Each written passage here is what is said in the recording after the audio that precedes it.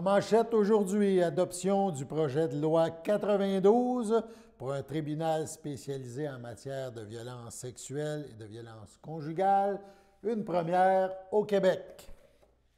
Bonjour à tous et bienvenue à votre bulletin d'information sur les ondes de CTRB, votre télévision locale et régionale. On est aujourd'hui le 26 novembre. Donc, on en reparlera tantôt de ce projet de loi 92 qui a été adopté. Il est lié à la création d'un tribunal spécialisé en matière de violences sexuelles et de violences conjugales. C'est bien sûr une première au Québec. On en revient sur ce sujet dans quelques instants. Débutons par un avis, cependant, un avis d'ébullition à Sainte-Geneviève-de-Berthier suite à un bris d'aqueduc. Un avis d'ébullition préventif pour l'eau potable est en vigueur pour les adresses suivantes à Sainte-Geneviève-de-Berthier du 10-22 au 13-11 rang de la rivière Bayonne-Sud. C'est le réseau de distribution d'eau de Sainte-Élisabeth. Donc, pour ces résidences, il faut faire bouillir son eau jusqu'à avis contraire avant de la consommer. On parle maintenant de notre députée de Berthier, Caroline Proulx, qui accueille favorablement la mise à jour budgétaire présentée par le ministre des Finances le 25 novembre dernier et les mesures annoncées qui aideront les citoyens à faire face à l'augmentation du coût de la vie, a-t-elle mentionné. La députée se réjouit également des initiatives prévues pour contrer la rareté de la main-d'œuvre et accélérer la croissance de la productivité qui permettront d'appuyer les entreprises de la région afin qu'elles puissent profiter pleinement de la reprise économique qui est déjà bien amorcée selon notre député. Globalement, le point sur la situation économique et financière du Québec présente des initiatives additionnelles totalisant 10,7 milliards de dollars d'ici 5 ans, qui portent à 13 milliards de dollars le montant investi par le gouvernement depuis le budget de mars 2021, des initiatives pour aider les Québécois à faire face au coût de la vie, agir pour contrer la rareté de la main-d'œuvre et stimuler la croissance économique, soutenir les familles et appuyer les communautés, poursuivre les efforts pour renforcer le système de santé. Caroline Proulx, députée de Berthier, mentionne « La mise à jour budgétaire contient plusieurs bonnes nouvelles qui nous permettent d'être optimistes pour l'avenir de notre région et de tout le Québec. La forte reprise économique et les perspectives budgétaires favorables donnent au gouvernement la marge de manœuvre nécessaire pour bien préparer l'après-pandémie en s'attaquant notamment à la rareté de main-d'œuvre et à la productivité des entreprises, et ce, en aidant les citoyens à faire face au coût de la vie. » On revient à notre sujet de manchette, le projet de loi 92. C'est hier, le 25 novembre, lors d'une séance de l'Assemblée nationale du Québec, que le projet de loi numéro 92 visant à la création d'un tribunal spécialisé en matière de violences sexuelles et de violences conjugales a été adopté. On écoute à cet effet les propos de Véronique Yvon, députée du Parti québécois, députée de Joliette, à ce sujet.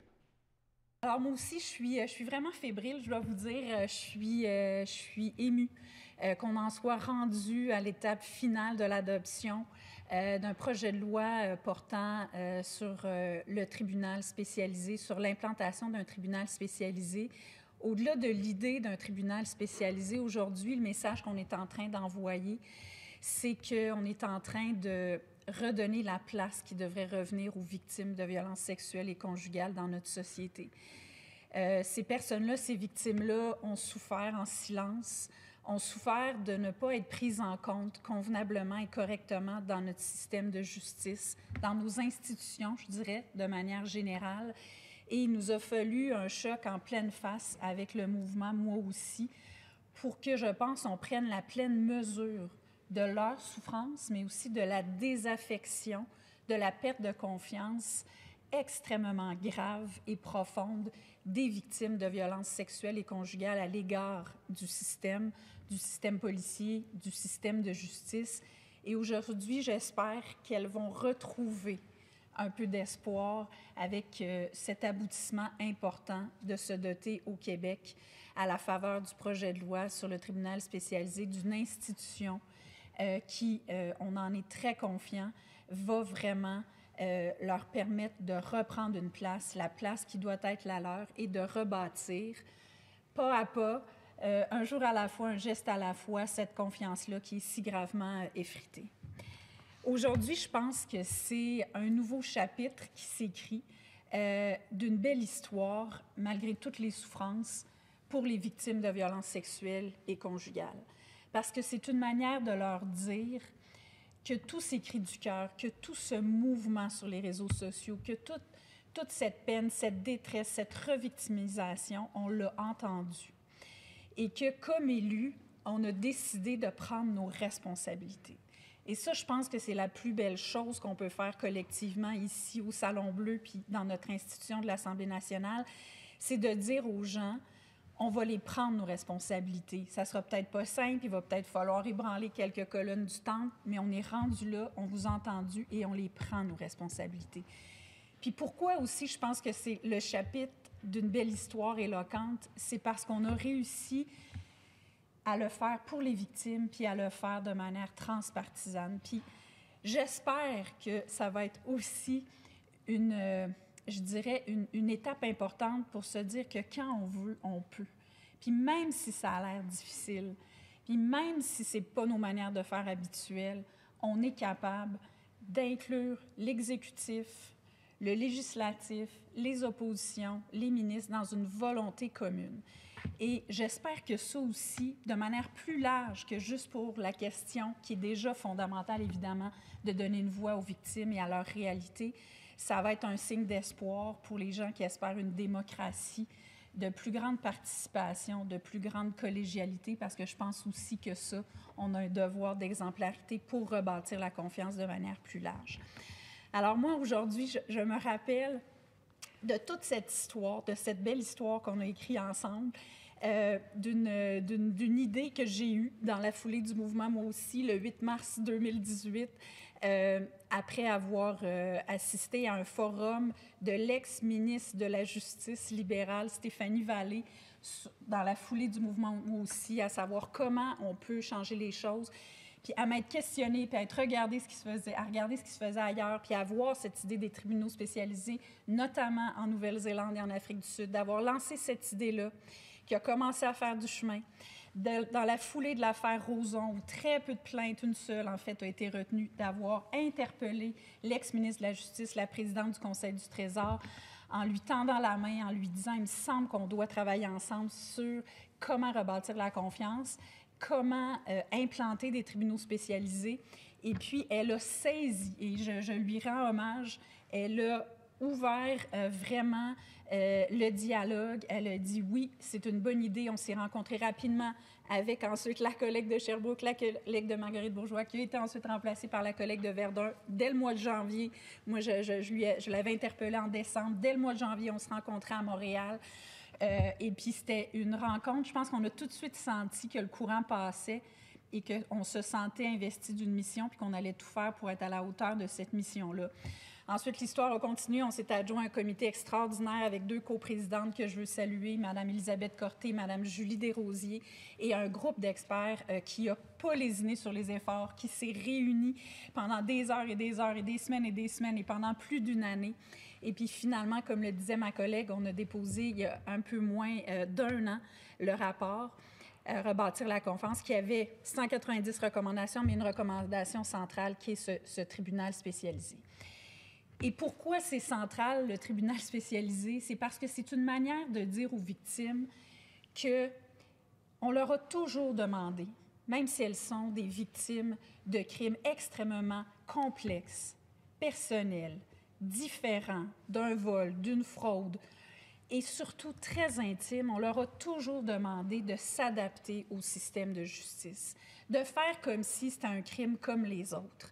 Mais aujourd'hui, avec un tribunal spécialisé, on envoie un message puissant qui est de dire qu'enfin, c'est le système de justice qui s'adapte à la réalité, aux besoins, à la complexité de la situation des personnes victimes de violences sexuelles et conjugales.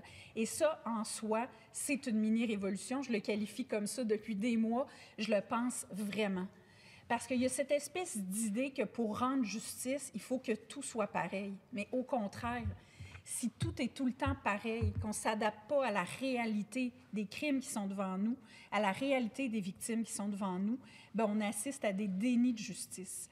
Donc, ce n'est pas la justice de ne pas tenir en compte de ces spécificités-là, de cette complexité-là accrue et de ces crimes tellement atroces qui sont un véritable fléau dans notre société. On s'en rend compte avec ces mouvements-là à quel point c'est endémique et ça n'a pas de sens. Donc, c'est un levier sur lequel on travaille aujourd'hui. Bien sûr, il faut travailler beaucoup en prévention, mais avec le tribunal spécialisé, non seulement ça va changer concrètement les choses, mais ça envoie un message puissant qu'on est capable, quand on le veut, de changer le cours des choses et de changer nos institutions.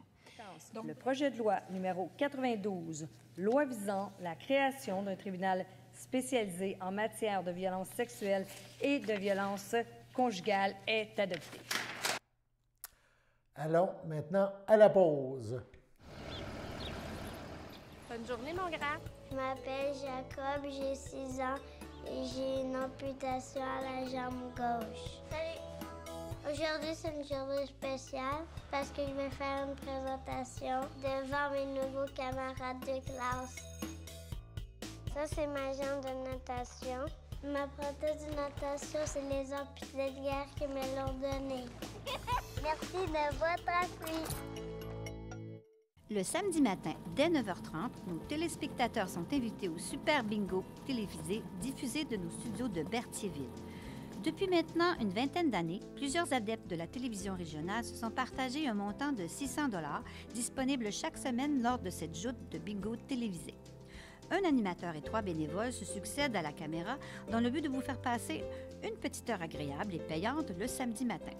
On peut se procurer les cartes de jeu chez les dépositaires autorisés participants, c'est-à-dire à Berthierville, le dépanneur Formule 1 rue Gilles Villeneuve, le marché IGA Extra sur la rue Gabrielle Brissette, le marché Métro rue Notre-Dame, la pharmacie Proxime rue Frontenac, le garage Pétroté sur la rue Gilles Villeneuve et à Saint-Ignace de Loyola, le marché Aldo rang Saint-Michel, le dépanneur Le Magasin Esso sur le chemin de la Traverse.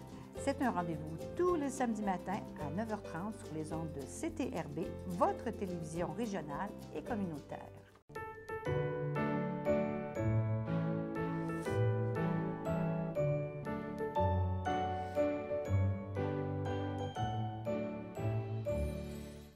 Voici les anniversaires pour aujourd'hui et ce week-end. Pardon.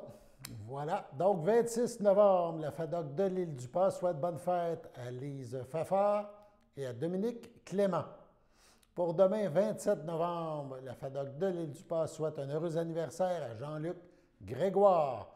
Et pour dimanche, plusieurs anniversaires à souligner, la FADOC de l'Île-du-Pas souhaite bonne fête à Yvan Courchaine, Alain Bournival, Alain Barthes, René Asselin et Chantal Plante. Donc, c'est votre anniversaire aujourd'hui, demain ou dimanche. Toute l'équipe de CTRB se joint à moi et vous souhaite bonne fête. On poursuit maintenant, on parle du discours du trône au fédéral. Tout ça pour ça de dire le député de Berthier-Masquinongé, Yves Perron. Le député de Berthier-Masquinongé, Yves Perron, a annoncé que ses collègues du Bloc québécois et lui-même voteront donc, mais sans enthousiasme, en faveur du discours du trône. Il constate toutefois que le parti doit absolument garder le cap. Ils ont voté pour le discours du trône, mais il dit que le parti doit garder le cap et faire ses propres propositions pour le Québec et assure la poursuite des pressions pour les dossiers chauds de la circonscription. Yves Perron déplore aussi un énoncé très court qui ne justifie en rien un déclenchement d'élections urgent et la fermeture du Parlement durant 5 mois. Il ajoute que le parti poursuivra dans le même esprit de vigilance et de collaboration. On le cite, « Nous appuierons à la pièce ce qui est bon pour le Québec. Nous travaillerons à améliorer ce qui peut l'être et nous nous opposerons à ce qui est nuisible pour la nation québécoise. Nous nous battrons pour le financement adéquat des soins de santé, freiner les changements climatiques, la qualité de vie de tous les aînés, la promotion de la langue française, le poids politique du Québec à Ottawa et le contrôle des armes à feu. Par ailleurs, le député assure qu'il continuera de faire des propositions qui sont structurantes pour la circonscription. On le cite, « Les gens de Berthier-Masquinongé peuvent compter sur moi pour porter les dossiers importants, même s'ils ne sont pas cités dans le discours du trône. Ainsi, la couverture des trous cellulaires, la protection des berges, l'augmentation de la transformation régionale, ainsi que les autres dossiers agricoles auront une voix à la Chambre des communes, a-t-il mentionné. On passe maintenant au niveau cinéma. Raphaël Papalia, président des cinémas Ciné Entreprises, était fier d'inaugurer mercredi, le 24 novembre dernier, la première salle XPX Expérience Extrême au cinéma Triomphe, c'est à Terrebonne. On écoute M. Papalia au sujet de cette nouveauté. On est ici au Cinéma Triomphe pour l'inauguration de la nouvelle salle. Pouvez-vous m'en parler un peu de cette salle-là? Ce qu'on a fait, on a pris ce qu'on a déjà une expérience exceptionnelle et un service à la clientèle exceptionnel aussi. Et on a pris cette expérience et on l'a mis à un nouveau niveau, que c'est extrême. Alors, expérience extrême, XPX. Et ça inclut un projecteur, le plus gros projecteur laser au Canada, un Barco SP 4K. Et ça donne une image plus claire avec des contrastes imaginables. Et aussi, on est certifié par Dolby comme une salle Dolby Atmos, qu'on a 52 haut-parleurs qui parlent à le cinéphile. Et chaque haut-parleur a un message différent que les autres. Alors, on amène le tout à un autre niveau et on a changé les bancs aussi, que c'est plus confortable, que vous êtes capable de vraiment vivre le film comme il était fait. Super. Puis combien de places, justement, cette salle va avoir? C'est 308 bancs. 308 bancs, tout très confortable, avec une vue de l'écran incroyable. Super. Des producteurs locaux en vedette aux Galeries Joliette. Une première aux Galeries Joliette du 1er au 24 décembre. Les gourmandises du terroir prennent place dans le centre commercial et les producteurs locaux offriront fièrement des produits agroalimentaires aussi uniques que succulents. Ce premier rendez-vous mettra en vedette une dizaine d'artisans locaux de Saint-Côme à la Valtrie, en passant par Saint-Thomas. Tous les producteurs proviennent donc de chez nous et proposeront des produits fins et gourmands qui seront plaire à tous pour le temps des fêtes. Josiane Proux, coordonnatrice communication marketing pour les Galeries Joliette, souligne: pour se gâter, faire plaisir, découvrir ou simplement encourager des entrepreneurs de notre région, toutes les raisons sont bonnes pour découvrir les gourmandises du terroir. Le passeport vaccinal n'est pas requis pour y faire des emplettes, mais demeure obligatoire pour profiter des dégustations. Pour couronner le tout, les jardiniers gourmands, en étroite collaboration avec la courgerie, proposent les jeudis et chaque week-end jusqu'à la mi-décembre des ateliers culinaires aux saveurs locales. C'est près de l'aubainerie que la boutique éphémère prendra place. Les gourmandises du terroir sont accessibles par l'entrée numéro 1 ou l'entrée numéro 8 et on vous attend du mercredi au dimanche aux mêmes heures d'ouverture que les Galeries Joliette. Et on vous invite à suivre la page Facebook des Galeries Joliette et Gourmandises du terroir pour être informé et participer à différents concours. Sur ce, allons à la pause. J'aime la générosité du public face aux amputés de guerre. C'est grâce au donateur si ma fille peut profiter pleinement de son enfance, jouer, s'amuser. Nos enfants ont les adaptations nécessaires permettant de pouvoir faire du vélo, du ski, de la natation. Toutes les portes qui sont ouvertes pour faire toutes les activités qu'ils désirent. Merci de permettre à ma fille et aux autres enfants amputés de vivre leur vie d'enfant. C'est un cadeau inestimable.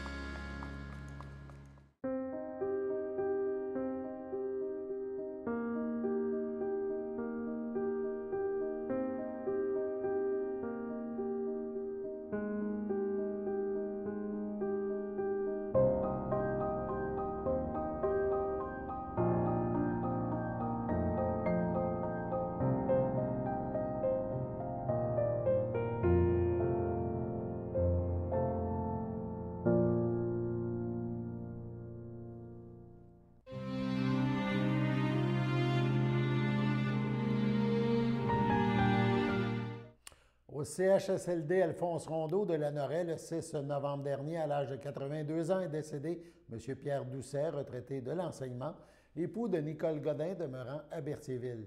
Il laisse dans le deuil, outre son épouse, ses filles, Mylène, Sylvain Martel, Caroline, ses petits-enfants Pierre-Antoine, Marjorie Champagne et bébé Avenir, Catherine, Alex d'Endurant, Thomas, Antoine et Charles, ses frères, ses belles-sœurs et ses beaux-frères, Alain Doucet, Charlotte Desroches, Richard Doucet, José Bourassa, Gilles Godin, feu Claudette Landry, Eddie Guévremont, feu Micheline Godin, ainsi que plusieurs neveux, nièces, autres parents et amis.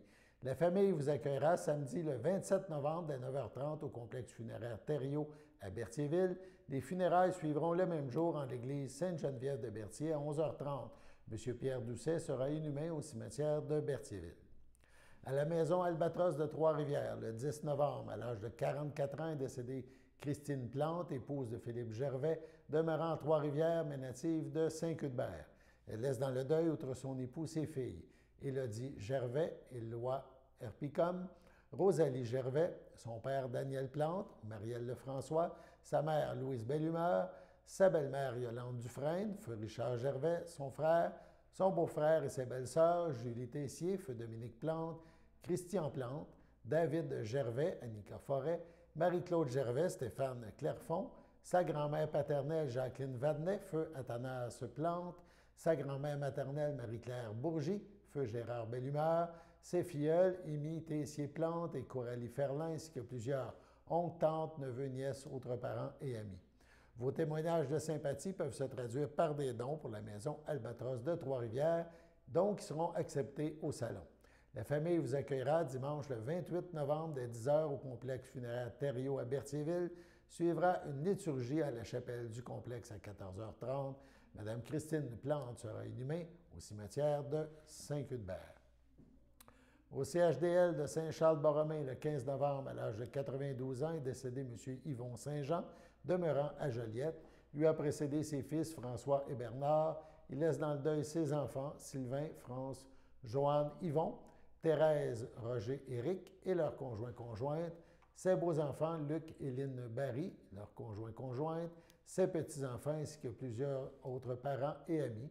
Selon ses volontés, M. Saint-Jean ne sera pas exposé. Une cérémonie aura lieu en toute intimité à une date ultérieure. En toute dignité, aux soins palliatifs du CHRDL, le 17 novembre, à 81 ans, est décédé M. Bertrand Caron, époux de Lise Fafard de Saint-Cuthbert, autrefois de Saint-Barthélemy. Il laisse dans le deuil, outre son épouse, ses enfants, Annick, Sylvain Caillé, Éric, Marie-France Beaufort, ses petits-enfants, Marc-Antoine, Jérémie et Rosalie, ainsi que plusieurs autres parents et amis. Une douce force discrète mais solide, remplie de bonté et d'amour pour sa famille, émanait de M. Caron.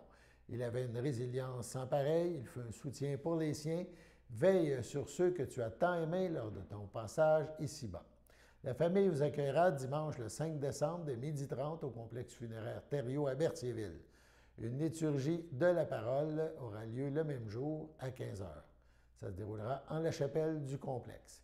Les cendres de M. Bertrand Caron seront inhumées au cimetière de Saint-Cuthbert à une date ultérieure. À la résidence Le Champêtre de Saint-Ambroise de Kildare, le 24 novembre, à 90 ans, est décédée Mme Madeleine Drainville, épouse de feu Jacques Chaput, demeurant à Berthierville et native de l'Île-du-Port. Elle laisse dans le deuil ses enfants, Marie Chaput, Marc Paquin, Lise Chaput, Ghislain Gilbert, Bernard Chaput, Nancy Blais, Roger Chaput, Guylaine Poupard, ses petits-enfants, Marie-Ève, Dany, Vincent, Philippe, Carl, Gabriel, Marie-Claude, Marc-Antoine, Laurence, Élisabeth, Charles, Julien, Mélissa, son arrière-petite-fille Jasmine, sa sœur Anne-Marie Drainville, des sœurs SSCJM, donc les sœurs Sacré-Cœur, son frère Victor Drainville, Denise Désiel, ses belles-sœurs Rolande Fafard, épouse de feu Roland Drainville, Colette Latour, épouse de feu Guy Drainville, Muriel Coder, épouse de feu Rosaire Chaput, Claude Chaput, Céline Lambert, Claudette Chaput, ainsi que plusieurs neveux, nièces, autres parents et amis. Vos témoignages de sympathie peuvent se traduire par des dons à la fondation du Centre hospitalier régional de Lanaudière. Des remerciements particuliers sont adressés au personnel de la Villa Berthier, du CHRDL de Joliette et de la résidence Le Champêtre de Saint-Ambroise de Kildare. La famille vous accueillera samedi le 4 décembre dès 10h au complexe funéraire Thériault à Berthierville. Suivront les funérailles en l'église de l'Île-du-Pas à 14h30. Au nom de CTRB et de tout son personnel, nous souhaitons nos plus sincères sympathies aux familles éprouvées. Sur ce, passons à la météo.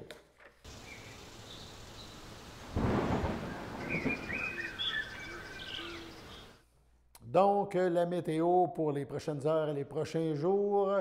Ce soir, un peu de neige, 1 degré, donc ça peut être neige-pluie, tout dépendant où vous êtes. Faible neige cette nuit, on parle entre 1 et 3 cm.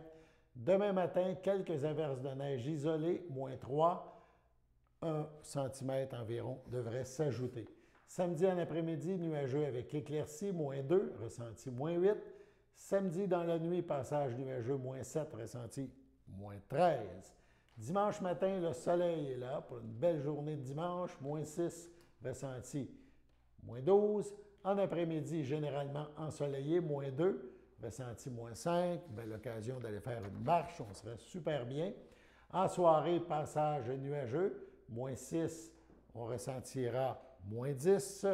Et dans la nuit de dimanche, passage nuageux, moins 9, ressenti moins 15. Mais après la petite neige de ce vendredi et samedi matin, c'est beau pour les prochains jours.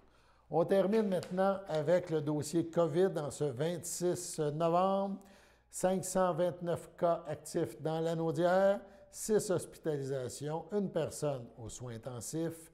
On parle de 533 décès et 27 437 Lanaudoises, Lanaudois qui ont contracté la COVID, qui sont aujourd'hui rétablis. Dans Dautrey, 25 cas actifs, c'est 4 de plus qu'il y a une semaine. Où le bas blesse un peu, c'est Matawini, merci de Matawini, qui atteint maintenant 80 cas, c'est 39 de plus qu'une semaine, qu'il y a 7 jours. Et il y a 7 jours, c'était 449 cas actifs. Aujourd'hui, c'est 529, donc c'est 80 cas de plus. Ce qui est un peu spécial, c'est qu'on dénombre 533 décès. Il y a 7 jours, on parlait de 534 décès. Que s'est-il passé pour qu'il y ait un décès de moins? Bien, il y a 2 probabilités. Probablement que la personne décédée après analyse venait d'une autre région, c'est possible, ou encore qu'elle est décédée d'une autre chose, d'un autre élément, d'un autre événement, et que le dossier COVID a été à ce moment-là rayé de son dossier médical. Donc, on parle d'un décès de moins que la semaine dernière. C'est quand même un peu particulier. Voilà pour le bulletin d'information du 26 novembre sur les ondes de CTRB, votre télévision locale et régionale. Alain Belle-Humeur au Pépites qui vous invite à passer un bon week-end et on se retrouve lundi pour le prochain bulletin d'information de CTRB. Bon week-end.